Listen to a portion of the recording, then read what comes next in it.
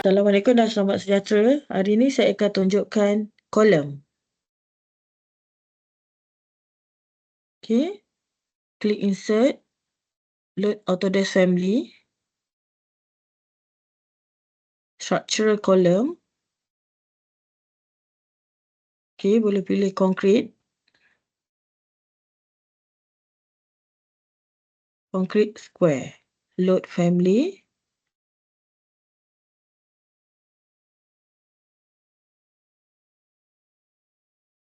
Klik structure, pilih kolom. Pilih kolom.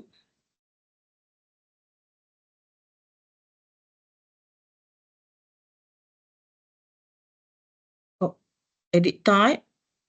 Pastikan duplicate 150mm kali 150mm.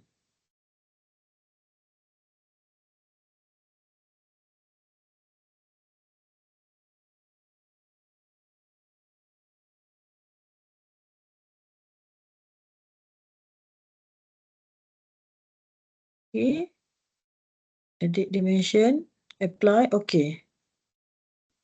Pergi pada project browser, klik ground floor level.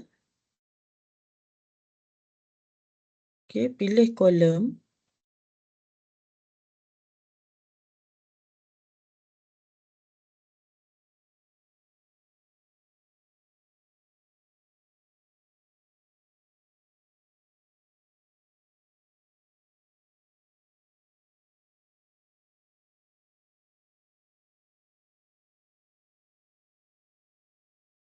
Okey, klik 3D.